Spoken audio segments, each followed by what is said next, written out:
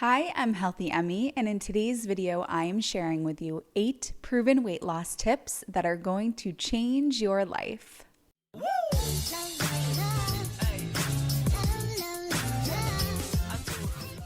If you're new here, hey, I'm a nutritionist, a weight loss specialist, and the creator of the Slim on Starch program. If you want the step-by-step guide for exactly how to release weight, check out the Slim on Starch program linked in the down bar and in the pinned comment. I was scrolling through posts in my Slim on Starch group from my clients and was finding these unbelievable learning lessons and wins that clients were reporting and sharing with other clients. And I said, I have to make a video about these because there is a slew of fact-based tips that are going to help people, but also mindset-based tips. Because if you're a client of mine or if you watch my videos, you're not going to get away with me just talking about nutrition. I always have to loop in mindset because you've heard me say it once and I'll say it a million times. It's not just what we're eating, but it's what's eating us. So today I am pulling back the curtain and I am showing you exactly what my clients are doing in the realm of nutrition and mindset in order to get stellar results. In true Healthy Emmy fashion, we are going to alternate these tips between fact-based, nutrition-based, and mindset-based. I want to start out with mindset because it's my channel and I do what I want. My client Jennifer posted this in our group. She said, all 3 of my wonderful coaches, so she's referring to myself, her nutrition coach, and her mindset coach, because when you're in the Slim on Starch program, you have 3 professionals that are supporting you if you choose to do the coaching part. All 3 of my wonderful coaches told me a version of this week after a few slip-ups last week. I saw it and wanted to post it here for anybody dealing with the same. Bad days don't undo the progress you've made. Remember, progress isn't just about the highs, it's also about how you navigate through the lows. So mindset tip number 1 that has allowed all of my clients to be successful is honoring the stages of change. If you're unfamiliar, change is not just related to you taking action. There are a number of stages that go along with the process of change. There's pre-contemplation, contemplation, preparation, action, maintenance, relapse, and then you go back through the cycle again. So if you are watching this video and you haven't yet taken action, maybe you're in the preparation stage where you're preparing for what your next step will be. And maybe that's joining the Slim on Starch program. Maybe it's starting to cook recipes. Maybe it's doing your food prep and putting it in the fridge. I want us to also recognize that relapse is part of recovery. So if you slip back into old habits or you eat a food that you haven't had in a while and afterwards you say, what is wrong with me? Why did I do that? Please do not think that that means that you're back at square one. You're going through the natural stages of change, which is completely normal and completely expected. Ideally, it would be the case that you never relapse again and you never fall back into those old behavioral patterns again. But if that's not realistic, you're not alone, because for 95% of the people that I work with, relapse is part of recovery. And our goal is not to completely eliminate your past behaviors, but to reduce the frequency and the intensity of past behaviors. So if you used to have these big, huge binges every single night, and now you're having them every other night, that's progress. If you used to have them every night and now you're having them every third night, progress. Maybe you're still having them every night, but maybe you've changed the foods that you're binging on. Maybe now you're binging on more whole foods. This is all progress that's going to move the needle. Change is not this overnight perfection. I used to be one person, now I'm the next, and sayonara, old me. And if you step back into that old version of yourself, you haven't blown it. You're not starting at square one again. It is natural and it is normal to go through the stages of change. And what makes my clients successful in the long term and successful at all is that they honor the stages of change. And they recognize that if relapse happens, it's a part of this process. They get up and they try again. It's the people that relapse, think that it's all over and jump ship to something else because maybe they're embarrassed or maybe they don't believe that they can do this. Although I personally believe that a big part of it is embarrassment and they don't want to come back and they feel like they have their tail between their legs. I serve as a neutral party. I completely can empathize with how difficult of a journey this is. And I don't think of my clients as good people if they're following the plan and bad people if they're not. All I see here is This is a really hard thing to do, and it's hard to do hard things. I will say though, it is not impossible. Impossible and difficult are two different things.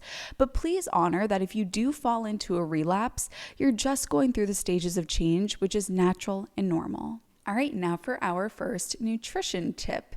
A new Slim on Starch client posted in the group and said, "Hi, I'm just starting and wondering what your favorite snacks on this plan are. Thanks." I love the you and favorite representation here. Do you spell favorite with or without the U? Comment in the comments what the correct spelling is for you. So I wrote back and I said, "Hi, don't underestimate a mini meal. This is just a normal plate builder, but in a smaller amount. It will give you energy, satisfaction, and ensure that you're eating in alignment with your hunger fullness cues. Outside of that, fruit is nature's fast food." Now, I think that we often hold on to the belief that we need to eat 3 square meals a day: breakfast, lunch, and dinner. And let me tell you where this even comes from in the first place. This is a byproduct, or collateral as I call it, of the Industrial Revolution. During the Industrial Revolution, this was the first time individuals had to leave their house, go to work, and then come back doing a 9 to 5. So before the 9 to 5, you would eat when you were hungry, stop when you had enough. You didn't have to have these structured meal times. But then when the 9 to 5 came into place, you would eat before you went to work. You'd get your break in the middle of work around noon and you eat then, and then you'd have your evening meal when you got home from work. This just became the societal norm that we eat 3 meals a day. And then we started to realize, oh, I get hungry between meals, but I can't eat yet because it's not mealtime, so it has to be a snack. If you are able to, I urge you to relieve yourself of this structure. And I understand that there are people that have working jobs that may not be able to do this, but I also understand that especially after the pandemic, and I know a lot of people that watch my videos are working from home or retired or stay-at-home moms or in school.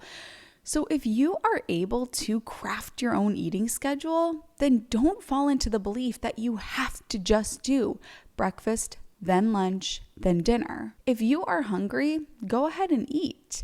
And in the Slim on Starch program, I give you a plate builder. And so long as you're following your plate builder, it doesn't really matter what the size is and whether or not you consider it a meal, or is this a snack, or is it a mini meal? I just eat. And again, I can appreciate that this is not available to everybody that's watching this video, but for those who it is available to, don't sleep on this major opportunity to completely honor your hunger fullness cues. And when you're hungry, build a meal. And the size of the meal is just dependent on whatever your hunger fullness cues are. So if it's 3 o'clock and you're a little bit hungry, make up a meal with starches and vegetables and legumes.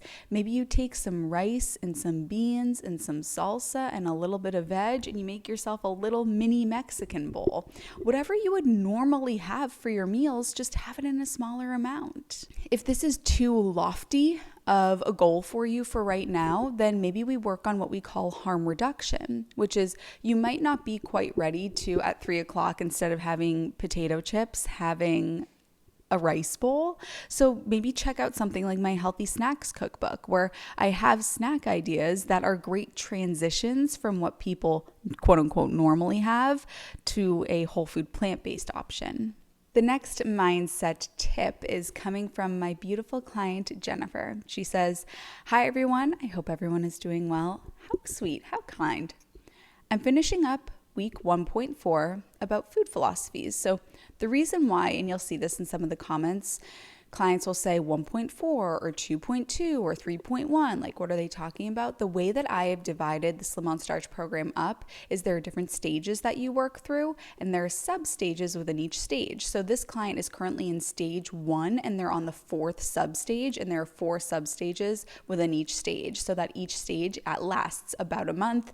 The first week is 1.1, then 1.2, 1.3, 1.4, etc. So she's finishing up her first month here.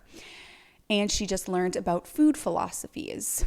It's very interesting to me how Emmy explains the fact that unless you allow yourself to be uncomfortable, then growth isn't possible. I have to say I've experienced this firsthand, and I totally agree. And then she shares her food philosophy. Food does not control me. It is not a tool to soothe my emotions. I will be balanced about food and use it in order to be nourished. I make decisions about food based on what serves me and my goals to become healthy. So in stage 1.4 of the Slim on Starch program, I help my clients with crafting their food philosophy, which is what do I want my relationship with food to look like? And Jennifer, as she states here, has to bravely step into a new space where she has a relationship with food that seems foreign to her and isn't the comfort and the love affair that many people have with food before they form a new relationship with food. And it feels funny and it feels odd. But if it feels funny, odd, and uncomfortable, it's a good thing. If you're lifting weights and you don't feel any sort of, you're like, oh, this is so easy. Do you think you're growing those muscles? If you're on a run and you're not breathing heavily, do you think that you're getting faster? If you're doing an ab workout and you don't feel the burn, do you think that your abs are getting stronger? There has to be an element of discomfort in order for growth to happen. Discomfort facilitates growth. And we're okay with feeling the burn in terms of our abs and our muscles, but why does it feel so uncomfortable when we try to feel the burn mentally?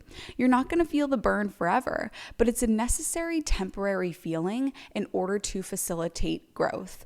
Growth does not happen inside of our comfort zones. Ships on the harbor are safe, but that's not what ships are made for. Who quoted that? Somebody tell me in the comments. I could look it up too. That's not a me quote. That's somebody else. Wayne Gretzky, Michael Scott. The next fact-based tip is coming from a client of mine named Jeannie. Jeannie says, I just completed stage 2.1 and learned I've been weighing myself wrong the whole time. I've only been weighing in 1 day a week instead of 3. And then averaging. I love the quote, the slower I go, the faster I get there, my new mantra. So she looped in a little bit of mindset there. That's one you'll hear me say quite often. The slower you go, the faster you get there. But as Jeannie points out, it is imperative that you are weighing yourself properly. I cannot tell you how often I see somebody weigh in willy-nilly 1 day per week. And this is not an accurate way to do things because weight fluctuates so much. There are so many factors that contribute to our weight changes from day to day. Water weight, food in transit, bowel movements, weather, hormones, how late you ate, how early you ate, was there salt in your diet? There is so many factors that are going to cause the number on the scale to change a little bit from day to day. So the way that we do it in the Slim on Starch program is we have you weigh in 3 times per week. And the reason why I choose 3 as opposed to having my clients weigh in every single day is because I don't want them to build up such a habit and routine with weighing that it starts to overtake them.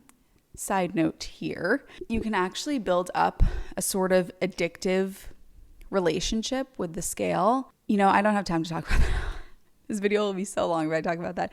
If you want me to talk about the addictive relationship that I see individuals build with the scale and how that can become destructive, it's a really fascinating chemical process that happens. And you're a client of mine, submit it for the Q&A and I'll answer it in the next Q&A. But anyway, the proper way to weigh yourself is to weigh in and take the average from week to week because there are so many fluctuations. Because we are about 60% water, if we have a 1 to 2% fluctuation, that could be 5, 10. The amount of weight that can fluctuate that is just purely water is crazy. Here's another thing. If you start working out, you might see the number on the scale go up the next day. And it's not because you've gained muscle overnight. It's because your muscles are going through micro tears. The micro tears require glycogen in order to heal, and the glycogen requires water that the body needs to hold on to. So there are so many factors that go into the reason why your weight is going to fluctuate from day to day. So it's imperative that you're weighing in multiple times per week, taking the average and comparing that from week to week. Otherwise, you could have one kind of wonky weigh in and then think, oh my goodness, I need to change things. You jump the gun and change things too early. And now you're stuck with a new routine with food that you probably didn't need to have, and it's more restrictive. Next mindset tip is coming from my client, Rob. Rob actually did an interview with me on my channel. You may have seen it. I'll link it below just in case you want to watch it after this video. But Rob says, it will be a day of good choices. It will be a day of good choices. Keep saying it until it happens.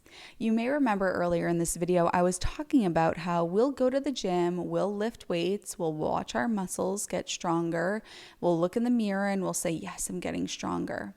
We need to do the same thing with our brains and give our brain this workout. And that's exactly what Rob is doing. Neuroplasticity states that our brain has the ability to reorganize itself and reformulate new neural pathways that are the ones that we want to have. So Rob wants his brain to think this way. So he's typing it out, he's saying it out, he's listening to it, he's reading it. He is forcing his brain to reorganize itself in the way that he wants it to be. And you can do the same. This is where the power of affirmations come in. I have clients who will ask me to write affirmations for them, which I love doing. It's one of my favorite things to do. I'll write the affirmations. The clients will say, and if you're a client of mine and you want some, let me know. Let me know what you want them around. Don't just say, write me affirmations, because they say, what do you want them around? What are you currently struggling with? So I write the affirmations. You look in the mirror, you say them to yourself over and over and over again, and you start to reorganize what's going on up here. These neural pathways are going to reorganize themselves, and the old perpetual thoughts that you have are going to start to die out, and they're going to be replaced by these new, strong, productive thoughts. Fact-based nutrition tip from my client Leslie. We gave my client Leslie the goal of every Friday. I said, Friday's your food prep day. You have to write me and you have to let me know that you're food prepping for accountability. And she stuck to it. She did beautifully. And she posted and she said, I've prepped my lunches for the week. Potato salad and smashed chickpea salad from the Healthy Lunches cookbook. I have also prepped a mini meal for snacks, ranch dressing from the Healthy Snacks cookbook, sliced veggies, Instant Pot baby potatoes, and I also prepped some starches. First, I love how she's organized this. She's chosen some recipes for her lunches from the Healthy Lunches cookbook. She's chosen some snacks from the Healthy Snacks cookbook, and then she prepped her basics. She prepped her potatoes, she has her sliced veggies. She's covered all the bases here. So she has meals, she has snacks, and she has sort of the fill-ins. Also, the principle of failing to prepare is preparing to fail. 99 out of 100 times when a client falls off track, it's because they didn't have the right food around them in the environment. They had other food in the environment that caused them to fall off.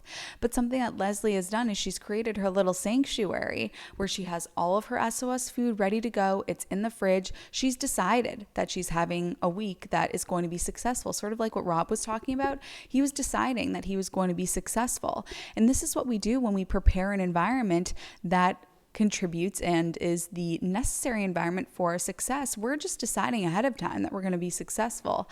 Also, what I was talking about with growth and discomfort, growth is just scheduling your discomfort. Food prep is scheduling your success. I like that. I've never said that before. Growth is scheduling your discomfort. Food prep is scheduling your success. So if you decide you want to have a successful week, you could decide that today. If you want the next 7 days to be successful, all you got to do is food prep today. And I think Leslie has set up a beautiful routine here. Next up, mindset from my client, Maria. Maria says, hi, SOS friends. I've been in the process of moving, and with the high stress came somewhat falling off of my SOS foundation. I am posting for accountability. And honestly, just glad I had this community to fall back on. Knowing what to do after being off track a little bit is a blessing. SOS is your home. It's your foundation. I say this to clients all the time, that this is the safe, structured routine home that you can always come back to. And it doesn't matter how long you wandered off the plan, off the path for. My door is always open. Come on back. I love it here. I know you love it here too. All right, let's pick up right where we left off. You know those friends that you haven't seen in 10 years and you just pick up right where you left off? That's exactly the case with SOS. Come on, let's go. Yeah, welcome back. Let's do this thing. But what I really want to point out about what Maria has done here is one of my favorite sayings, and this speaks to addiction: secrets keep us sick. So Maria talking about this is her letting it out and disconnecting from that behavior. So if you find that when you relapse or when you engage in behaviors you're not proud of, you tend to retreat, I'm telling you, you're not going to be successful. You need to sort of bravely step into this place of openness and vulnerability and authenticity, and know that when you relapse, that is not a testament to who you are and your character. That is a testament to the fact that this is hard to do and you're human and it's okay to have slip-ups. So when you have these relapses, be honest, talk about them, and also you talking about them removes the shame. It just looks at it as this objective thing that happened, and that's that, and I'm moving forward from it. So the mindset tip here is to recognize that secrets keep you sick and show up with authenticity, vulnerability, and courage in talking about what has happened and helping you remove that shame from it and create a disconnect between you and that behavior. Nutrition tip. I'm afraid to say it. This is where me being nice and me being helpful are like this. I don't want you to get mad at me, but I'll read this tip. Kat says, I went out to a brewery at lunch today and I didn't have a beer. Alcohol is not your friend if you're trying to release weight. And here's the reason for this. I'm going to try to hold my microphone and kind of do this demonstration at the same time. So here's your fat cell, and here are toxins. Toxins sit in the fat cells. When you stop drinking alcohol, you're going to release that toxin. And what's going to happen to that fat cell? It's going to deflate. When you release weight, your fat cells don't go away forever. They just deflate. They shrink. So if your fat cells are plumped up with toxins because you're drinking alcohol and you stop drinking alcohol, that's what's going to happen. If you continue to drink alcohol, you continue to keep that fat cell nice and plump. I know that it might not be what you want to hear, but at least you know that you can count on me for being truthful here. Alcohol is not your friend with weight loss. If you found this YouTube video helpful, then the Slim on Starch program would change the game. My YouTube videos are just kind of, but the Slim on Starch program is like a military grade level of organization. So if you need everything all structured and organized and step by step into the Slim on Starch program. It's linked in the down bar and in the comments. If you made it to this point of the video, comment, I will be successful. Remember we talked about neuroplasticity and how when you say this new thing, you're going to wire your brain. You say it over and over and over again. Your brain is going to start to naturally say that itself and replace those old self-limiting beliefs. So let's do it. Comment, I will be successful. And side note, I'm really proud of you for watching this video. You took time out of your day to watch something that's going to better yourself. And you should be proud. Pat on the back to you. I love you, honeys, and I'll see you in my next video.